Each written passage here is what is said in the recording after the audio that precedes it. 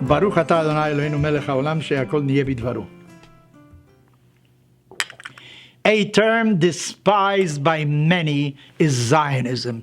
Yet for Judaism, for the Jewish people, it is a glorious concept because Zionism is the political movement that brought about the reestablishment of the state of Israel, of an independent state of Israel, after 2,000 years of its inexistence. Great miracle how out of nothing, so to speak, a people is able to return once again to its land, to its roots, and create a state that is really the envy of many, and it's an example, I think, for all of mankind. But that wasn't the only thing that Zionism wanted to do. You know what Zionism wanted to do?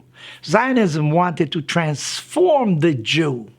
In other words, from having been a person that was persecuted for so many years, that didn't have the advantages that other citizens had. You know, many Jews went into commerce because they couldn't go into other things.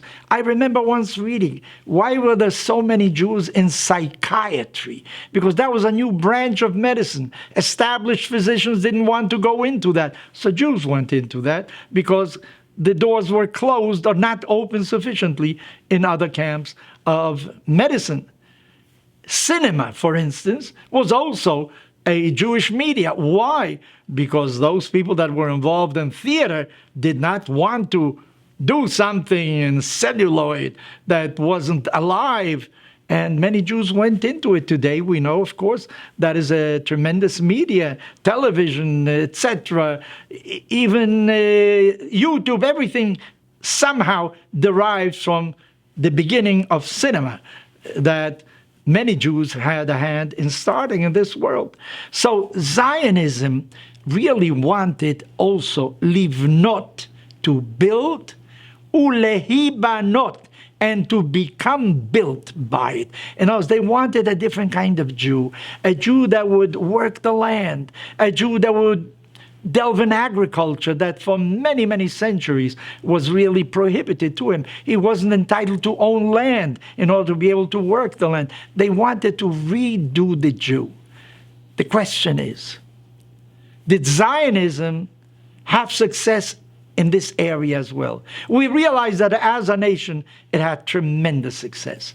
What about in changing the Jew somehow? Did it have any success or not? I read not too long ago a guy that I love very much, Daniel Gordis is his name.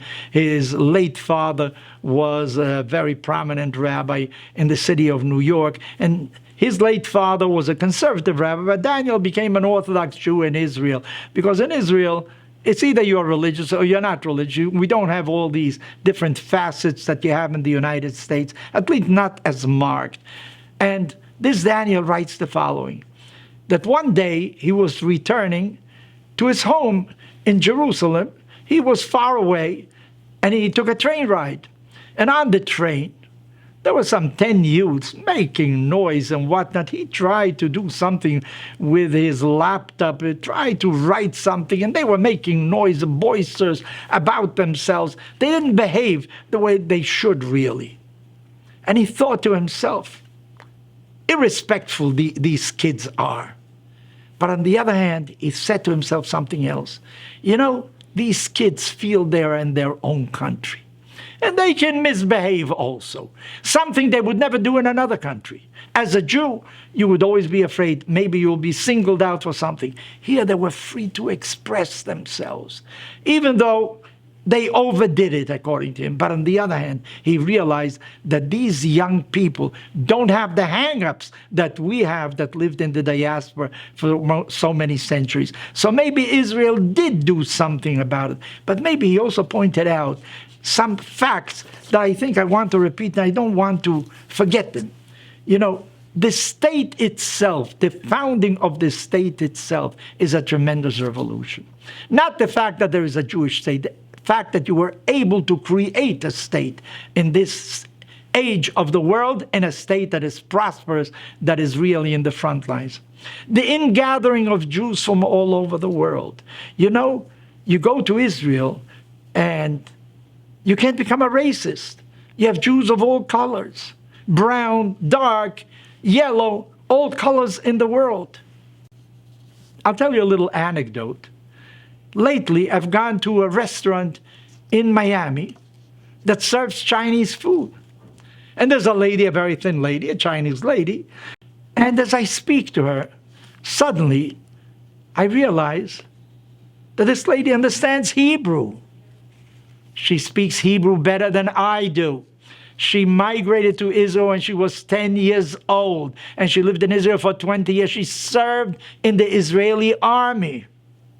And she knows everything about Israel without any doubt. So if you come to Israel and you find this lady, she's part of the community there.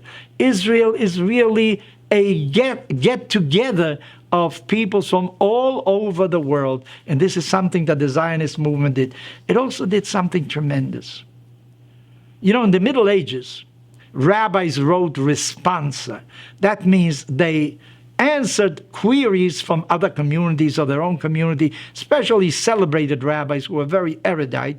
And there's a collection of those letters, of those replies, called the responsa literature, because you find many issues that are of legal import to the Jewish people, but at the same time, you find sociology, you find many things, because according to the question, you realize what kind of society they lived in. That was done in Hebrew, because all our texts are really in Hebrew, some Aramaic, but it's a Hebraized Aramaic. Everything is Hebrew. Did people speak Hebrew? No.